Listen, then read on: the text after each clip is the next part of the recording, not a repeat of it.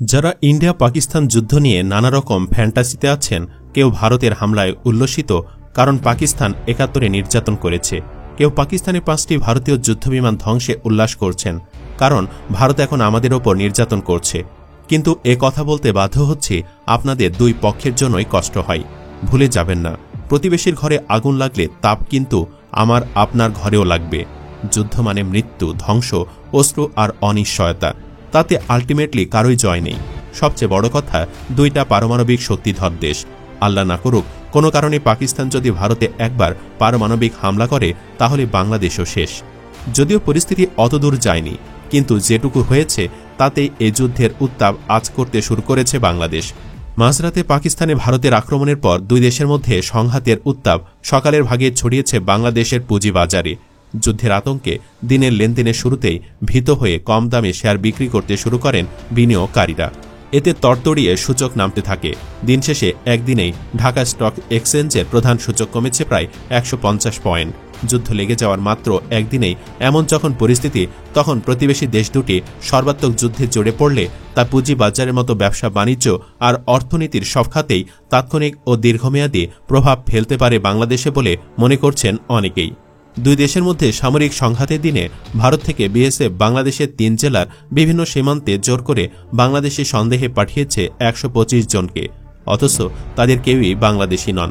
তাদের আটক করে যাচাই বাছাই করছে বিজিবি। একই দিন ঢাকামুখী ৩টি ফ্লাইটকে পথ পরিবর্তন করতে হয়েছে। ওই ফ্লাইটগুলো কুয়েত ও তুরস্ক থেকে আসছিল। এর মধ্যে তুরস্ক থেকে রওনা হওয়া টার্কিশ এয়ারলাইন্সের একটি ফ্লাইট পাকিস্তানের আকাশপথ এড়িয়ে ওমানের মাস্কাট বিমানবন্দরে অবতরণ করে। কুয়েত থেকে রওনা হওয়া জাজিরা এয়ারওয়েজের একটি ফ্লাইটকে ঘুরিয়ে দুবাইয়ে নেওয়া হয়। একই এয়ারলাইন্সের আরেকটি ফ্লাইট কুয়েতে ফিরে যায়। নিরাপত্তা ও আন্তর্জাতিক সম্পর্ক বিশ্লেষকরা বলছেন, দুই বড় প্রতিবেশী দেশের মধ্যে যুদ্ধের ফলে অন্য দেশের ওপর বাণিজ্য, যোগাযোগ সহ বিভিন্ন ক্ষেত্রে প্রভাব এমনিতে চলে আসে। দক্ষিণ এশিয়ার দেশগুলোর মধ্যে সাংস্কৃতিক নৈকট্যের কারণে সে প্রভাবটা বেশি হয়। নিরাপত্তা এনএসআর শেখ বলেন, আমাদের ওপরে সরাসরি প্রভাব তো ওইভাবে নাই, কিন্তু এই অঞ্চলে যখনই সংঘাত বা বিরোধ বা যুদ্ধ যেটাই হোক না কেন, তার একটা প্রভাব অবশ্যই আমাদের ওপর আসবে। প্রভাব কিভাবে আসবে? ১ নম্বর হলো, দুটি বড় দেশের মধ্যে যখন এ ধরনের লড়াই হয়, তখন এটার কারণে আঞ্চলিক শান্তি এবং স্থিতিশীলতা বিঘ্ন হচ্ছে। তারপর বিভিন্ন রকমের অর্থনৈতিক স্থিতিশীলতা বিঘ্নিত হবে। আকাশের ঝুঁকির কারণে ঘুরপথে উড়োজাহাজ চলাচলে ব্যয় বেড়ে যাওয়া এবং ভারতের বিমানবন্দর বন্ধের প্রভাব এরই মধ্যে পড়ার কথা তুলে ধরেন Bangladesh institute of peace and security স্টাডিজের এই সিনিয়র রিসার্চ ফেলো। তিনি বলেন, ভারতের সাথে আমাদের যেহেতু ৪,০০০ কিলোমিটারের বেশি সীমান্ত রয়েছে, আমরা দক্ষিণ এশিয়ার একটি দেশ হিসেবে যদি দক্ষিণ এশিয়ার দুটি বড় দেশের মধ্যে সংঘাত হচ্ছে, তার প্রভাব শুধু বাংলাদেশ না, পুরো অঞ্চলের উপরই পড়বে। সাবেক রাষ্ট্রদূত মুন্সি ফয়েজ আহমদ বলেন, বাংলাদেশ চাই ভারত পাকিস্তান যেন যুদ্ধ থেকে সরে আসে, কারণ বিশ্বব্যাপী যুদ্ধ অবস্থা চলছে। এমনিতে পরিস্থিতি ভালো না, এর মধ্যে এই সংঘাতে অবস্থার আরও অবনতি হল, স্থিতিশীলতা বিনষ্ট হল, ব্যবসা বাণিজ্য সব ক্ষতিগ্রস্ত হবে, যাতায়াত যোগাযোগ সবই ক্ষতিগ্রস্ত হবে। একই রকম সাংস্কৃতিক যোগাযোগের দক্ষিণ এশিয়ার দেশগুলোর মধ্যে যে আদান প্রদান তা কিছুটা হলেও ব্যাহত হচ্ছে। এটা সবার ওপরে পড়ছে, আমাদের ওপরও পড়ছে। যুদ্ধ যেহেতু লেগেই গেছে, এখন বাংলাদেশের করণীয় কি? এ বিষয়ে আন্তর্জাতিক সম্পর্ক বিশ্লেষক অধ্যাপক ডক্টর ইমতিয়াজ আহমেদ বলেন, আসলে আমাদের তো সেই ধরনের কাঠামো গড়ে ওঠেনি। আমাদের সরকারগুলো হয় দিল্লিপন্থী নয়তো ইসলামাবাদপন্থী হয়ে যান, বাংলাদেশপন্থী হন না। সেটা হলে হয়তো আমরা আজকে দুটো দেশকে ঢাকায় আমন্ত্রণ জানাতে পারতাম, কিন্তু আমরা সেই ধরনের কাঠামো তৈরি করতে পারিনি। এখানে বড় পেশাদারিত্ব দরকার, জ্ঞান গবেষণার বিষয় আছে, যেগুলো সম্প্রতি দেখছি কাতার, সৌদি আরব, এমনকি তুরস্ক বড় ধরনের নেগোসিয়েশন করার সক্ষমতা রাখে, সিঙ্গাপুরও রাখে, কিন্তু আমরা সেই পর্যায়ে এখনও যেতে পারিনি। যদিও আমাদের দেশের পক্ষ থেকে স্টেটমেন্ট দেওয়া হয়েছে দুই পক্ষই যেন যুদ্ধ থেকে বিরত থাকে, এর চেয়ে বেশি কিছু আমার মনে হয় না এই মুহূর্তে করতে পারবে। তবে আমাদের হোমওয়ার্ক করে রাখতে হবে।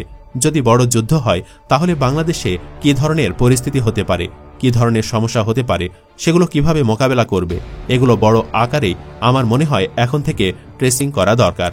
বেসরকারি গবেষণা প্রতিষ্ঠান সেন্টার ফর পলিসি ডায়ালগের সম্মানীয় ফেলো অধ্যাপক মোস্তাফিজুর রহমান বলেন, এ যুদ্ধ দীর্ঘস্থায়ী হলে আশপাশের সব দেশেই তার প্রভাব পড়বে। এরই মধ্যে দুই দেশ তাদের আকাশসীমা বন্ধ করে দিয়েছে। দেশ দুটির সমুদ্রসীমা ব্যবহারও সংকুচিত হয়ে পড়বে। এর ফলে সমুদ্রপথে বাংলাদেশের পণ্য পরিবহনে ব্যয় বাড়বে। তিনি বলেন, ভারত থেকে বাংলাদেশ $10 বিলিয়নেরও বেশি মূল্যের পণ্য আমদানি করে। যুদ্ধ চলতে থাকলে ভারত রপ্তানি কমিয়ে পণ্য মজুতের দিকে ধাবিত হতে পারে। ফলে যেসব নিত্যপণ্য ভারত থেকে আমদানি করা হয়, বাংলাদেশে সেগুলোর সংকট দেখা দিতে পারে। এই অর্থনীতিবিদ বলেন, যুদ্ধের সময় সংশ্লিষ্ট দেশগুলোর মনোযোগ যুদ্ধের দিকে নিবদ্ধ হয়, দ্বিপক্ষীয় বাণিজ্যে গুরুত্ব কমে যায়। বাংলাদেশ, ভারত ও পাকিস্তান উভয়েরই বাণিজ্যিক অংশীদার। যুদ্ধ প্রলম্বিত হলে বাংলাদেশের অর্থনীতি ও বাণিজ্য ক্ষতির মুখে পড়বে। কাজেই যুদ্ধ যত দ্রুত নিষ্পত্তি হয় ততই মঙ্গল। এ যুদ্ধের ফলে সীমান্ত বাণিজ্যে বড় সমস্যা দেখা দেবে বলে মনে করেন Bangladesh knitwear manufacturers and exporters অ্যাসোসিয়েশনের সভাপতি মোহাম্মদ হাতিম। তিনি দেশ রূপান্তরকে বলেন, যুদ্ধ যে কোনো দেশ ও অঞ্চলের জন্যই ক্ষতিকর। ভারত পাকিস্তানের মধ্যে যে অবস্থা শুরু হয়েছে তাতে দুই দেশই ক্ষতিগ্রস্ত হবে।